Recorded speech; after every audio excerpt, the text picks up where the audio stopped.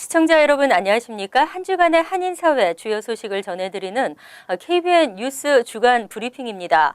뉴욕주 각종 규제로 비즈니스를 계속 해야 하나 말아야 하나를 놓고 고심하고 있는 네일살롱 업주들께 좋은 소식입니다. 네일업소 환기시설 위반에 대한 처벌이 사실상 유예되고 있는 것으로 알려졌는데요. 일단 큰 짐은 벗었습니다. 문제는 이러한 유예 조치가 언제까지 유지될지가 관건입니다. 한시적 완화 조치이지만 네일살롱 개업을 위해 면허가 필요한 분들은 빨리 서둘러야겠습니다. 전면적인 개선 조치가 시급한 것 같습니다. 이와 함께 뉴욕 한인 네일협회가 주최한 노동법 세미나 현장에 이보연 기자가 다녀왔습니다. 오늘 오전 플러싱 대동연회장에서 열린 노동법 세미나. 뉴욕 한인 네일협회는 새해를 맞아 변경된 노동법 시행으로 바뀌는 최저임금에 회원업체들이 불이익을 겪지 않도록 세미나를 준비했습니다. 정확하게 저희들이 임금 계산법을 노동국 관계자분들을 모시고 숙지를 해서 저희들이 앞으로 조사가 나올 시에 또 근로하시는 분들에게 정당한 임금을 지급을 하면서 저희들이 조사를 안 받을 수 있는, 피해 나갈 수 있는 방법을 습득하기 위해서 저희들이 협회에서 이 세미나를 개최하게 되었습니다. 변경된 노동법은 작년 12월 31일자로 이미 효력이 발생했지만 직원 급여를 산정하는 방법에 대한 가이드라인이 현업 종사자들에게 잘 전달되지 않은 상황. 뉴욕주 노동국에서는 이런 현실을 고려해 오늘 세미나에 참석해 최저임금 계산 방식을 자세히 설명했습니다. 시행되는 새로운 임금률에 대해서 또 그에 따라 사업체 혹은 사장님들은 어떤 임금률을 적용해서 직원들의 급여를 지급해야 하는지 이제 말씀을 드리고자 합니다.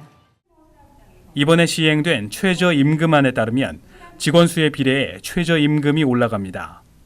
또 팁을 받는 경우와 받지 않는 경우로 나누어 팁을 받을 때는 시간당 최저 7.35달러에서 최대 8.3달러로 계산되고 받지 않는 경우엔 시간당 최저 9.7달러에서 최대 11달러로 계산됩니다. 시간외 수당, 즉 오버타임은 각각의 경우에 1.5배를 곱해 계산하게 됩니다. 세미나에선 이외에도 정확한 노동시간과 임금 기록, 페이 노티스와 급여 명세서 제공 등 업주들이 반드시 지켜야 할 사항들에 대한 정보를 제공했습니다. KBN 뉴스 이보현입니다. 미국과 멕시코의 국경 장벽 건설을 놓고 양국이 첨예하게 대립하고 있습니다. 트럼프 대통령이 행정명령에 서명하고 압박하자 멕시코 정부는 이달 말로 예정된 정상회담을 취소한다고 백악관에 통보했습니다. 보도에 지한샘 기자입니다. 트럼프 대통령은 어제 국토안보부를 방문해 멕시코 국경에 장벽을 건설하기 위한 재원 마련 방안 등을 골자로 하고 있는 행정명령에 서명했습니다. 행정명령은 애리조나, 뉴멕시코, 텍사스주 등과 경계를 이루고 있는 약 2,000마일에 달하는 멕시코와의 국경에 밀입국을 차단할 수 있는 장벽을 세우는 것을 골자로 하고 있습니다. 트럼프는 서명에 앞서 방송 인터뷰에서 건설 비용은 100% 멕시코가 부담하게 될 것이라고 밝혔습니다. 멕시코 대통령은 즉각 유감을 표명하고 오늘 오전 백악관에 정상회담 취소를 통보했다고 밝혔습니다. 하지만 멕시코는 양국에 도움이 되는 협정에 도달하고자 미국과 협력할 용의가 있음을 재차 밝힌다며 여지를 남겼습니다. 트럼프는 불법 체류자 단속을 강화하는 내용의 행정명령에도 서명했습니다. 행정명령은 연방정부의 단속 정책에 공조하지 않는 불체자 보호도시들에 대한 연방정부의 지원금을 중단하도록 하고 있습니다. 이를 위해 버락 오바마 전 대통령 임기 시절 중단됐던 시큐어 커뮤니티 프로그램도 부활할 예정입니다. 이번 행정명령은 트럼프의 초강경 이민 정책의 시발점으로 보여지며 이민 관련 추가 행정명령이 이어질 것으로 보입니다. KBN 뉴스 지한샘입니다. 트럼프 대통령이 자동차 3사와의 미팅에서 미국 내 일자리 창출과 제조업 부활에 시동을 걸었습니다. 현대, 기아차 등의 업체가 줄줄이 신규 투자를 약속하면서 제조업이 활기를 띨 전망입니다. 김지수 기자가 보도합니다. 트럼프 대통령은 24일 오전 백악관에서 포드와 제너럴 모터스, 피아트 크라이슬러 등 자동차 제조 3사 최고 경영자와 만남을 가졌습니다. 이 자리에서 트럼프 대통령은 국내에서 더 많은 자동차를 생산하길 주문했습니다. 면담에 앞서 올린 트위터 글에서도 미국 내 일자리에 대해 의논할 것이라며 미국에서 팔 차를 지을 새 공장을 미국에 짓길 바란다고 말했습니다. 이처럼 트럼프 대통령이 일자리 창출과 제조업 부활을 위해 미국 기업의 공장 국외 이전은 적극적으로 차단하고 미국 내 신규 투자를 독려하자 포드와 GM, 피아트 크라이슬러 등 디트로이트 3사는 물론 도요타, 현대 기아차 등의 업체들은 줄줄이 일자리 창출 및 신규 투자를 약속했습니다.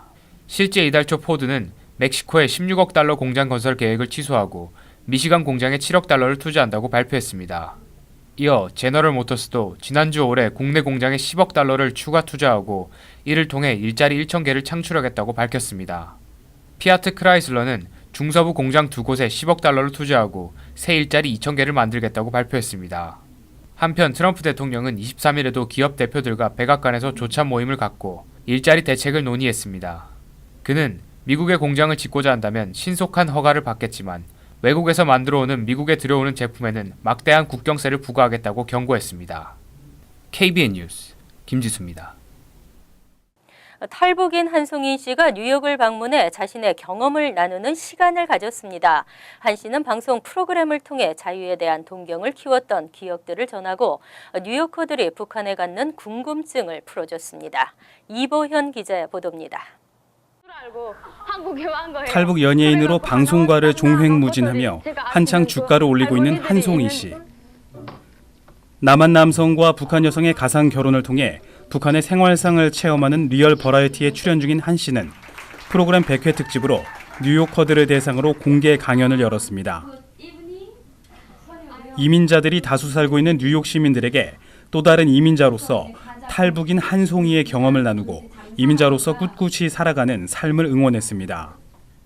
와서 그 외국인 친구들한테 이제 나에 대한 스토리와 그리고 이제 그냥 스토리 하면은 약간 그럴 것 같아서 제가 준비한 북한 음식, 미국어로 말하면 핫도그 같은 그런 대표적인 음식을 준비해서 한번 드셔보게 해보려고 제가 지금 인조고기밥을 만들고 있어요.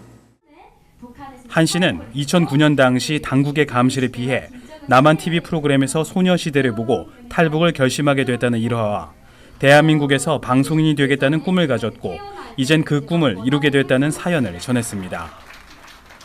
프로그램에 동반 출연 중인 탤런트 최수종 토니 안 씨가 뉴욕 시민과 시청자들과 만남을 가졌고 2007년 미국에 정착한 또 다른 탈북자 조셉 김 씨가 강연에 함께해 한송이 씨의 강연을 격려하기도 했습니다. 한편 한송이 씨와 출연진들은 강연 외에도 유엔 본부 등 뉴욕 주요 지역을 방문하는 일정을 소화하며 뉴요커들을 만났습니다.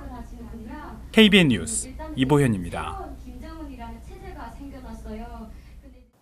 한국행정자치부가 1,200여억 원을 투입해 행정 서비스를 대폭 개선합니다. 앞으로 재외국민들의 출생신고가 일주일이면 가능해집니다. 국적 이탈에 어려움이 있는 재외국민들에게 큰 도움이 될 것으로 보입니다. 한국행정자치부는 23일 32개 전자정보 지원 사업에 1,263억 원을 투입해 행정 서비스를 개선하기로 했습니다. 재외공관 민원 서비스 혁신에는 8억 원을 투입해 행정기관별로 분리된 것을 통합해 출생, 사망, 혼인 등 가족관계 신고와 병역 신고, 범죄 경력 증명 등의 민원 처리 시간을 획기적으로 단축할 수 있도록 했습니다. 예를 들어 현재 한 달 이상 걸리는 재외국민의 출생 신고는 일주일이면 가능해집니다. 최근 이슈가 되고 있는 선천적 이중국적 자녀들의 국적 이탈 서류 준비에도 큰 도움이 될 것으로 보입니다. 올해 전자정보 사업의 핵심은 지능형 전자정보 구현으로 국민 누구나 한 번의 로그인만으로 다양한 전자정보 서비스를 이용할 수 있습니다. 또 범국가 차원의 데이터 관리 체계를 정비하고 사이버 침해에 대응하는 보안 시스템을 적용합니다. 가장 많은 예산이 투입되는 전자정보 사업 분야는 안전한 사회로 8개 사업에 448억 원을 투자하며 20여 개의 긴급 신고전화 통합체계 고도화 사업에는 98억 원을 지원하고 생활주변 안전사고의 예방을 위해서도 37억 원을 투자합니다. 이외 해상에서 선박사고와 조난을 막는 해양 안전 지킴이에 27억 원이 사용되고 이민행정 시스템 구축에 105억 원을 투입하기로 했습니다. 농심 등 4개 한국 라면 업체들의 가격 담합으로 손해를 입었다며 소비자와 유통업자들이 제기한 소송이 연방법원의 허가를 받았습니다. 같은 소송이 한국에서는 기각된 바 있어 미국에서의 재판 결과가 주목되고 있습니다. 미주 라면 유통업체 그룹과 일반 소비자 그룹이 제기한 라면 가격 단합 집단 소송에 대해 19일 캘리포니아 연방지법이 소송을 인증했습니다. 연방법원이 재판 진행을 허가한 것입니다. 두 원고 그룹은 지난 2013년 7월 농심, 오뚜기, 삼양식품, 한국, 야쿠르트의 가격 담합으로 약 8억 달러의 피해를 입었다면서 집단 소송을 제기했습니다. 하지만 농심 등 업체 측은 원고 측 전문가들이 제시한 가격 단합 분석 결과가 사실과 달라 근본적으로 신뢰할 수 없다는 일명 다우버트 기준에 따라 집단 소송의 기각을 요청했습니다. 그러나 윌리엄 오릭 판사는 현 단계에서 판사의 역할은 양쪽 전문가의 주장 중 어떤 쪽이 더 설득력 있는지 판단하는 것이 아니다라며 라면 업체 측의 이의를 기각했습니다. 판사는 증언의 신뢰성 여부만 검증할 뿐 그 해석은 앞으로 재판에서 배심원단의 판단에 맡겨야 한다는 뜻입니다. 소장에 의하면 4개 회사 간부들은 서울의 한 호텔에서 만나 가격 인상을 합의했고 그 후 농심을 필두로 3개 업체의 라면 가격 인상이 이어졌다는 것입니다. 때문에 도매업체는 44%, 소비자는 31.3%의 비싼 값을 주고 라면을 사야 했다고 주장했습니다. 연방법원의 이번 결정은 라면 단합 손해배상 청구에 첫 관문을 열었다는 점에서 의미를 찾을 수 있습니다. 플러싱 유니언 스트릿의 거리 정화 사업이 수년째 지연되고 있습니다. 7년째 잠자고 있는 50만 달러가 반환 위기에 처했습니다. 플러싱 유니언 스트리트 상권 일대 한인 전통 조형물 등을 설치해 한인 상권을 부각시키자는 거리 정화 지원금 50만 달러가 7년째 잠을 자고 있습니다. 급기야는 반환 위기에까지 처했습니다. 이 사업은 지난 2010년 8월부터 추진돼 왔으며 2011년 피터 쿠 뉴욕시 의원은 이 사업을 위해 커뮤니티 지원금 가운데 50만 달러를 지원했습니다. 유니언 상임 번영회에 따르면 최근 교통국은 구 의원에게 해당 지원금을 메인스트리트 도로 보수 작업에 투입하겠다며 사실상 반납을 요구했습니다. 번영회 측은 구 의원을 통해 반납 계획이 없음을 분명히 했습니다. 이미크한 번영회 회장은 일단 구 의원이 교통국에 반납을 안 하겠다는 입장을 확실히 한 만큼 급한 불은 껐지만 사업이 더 지연될 경우 추가 문제가 생길 수도 있어 사업이 최대한 빨리 실현될 수 있도록 노력하겠다고 밝혔습니다. 한편 번영회가 유니온 상가 일대의 상인들을 대상으로 실시한 설문조사에서 보안 감시 카메라 설치와 가로등 교체가 가장 시급하다는 의견이 나왔습니다.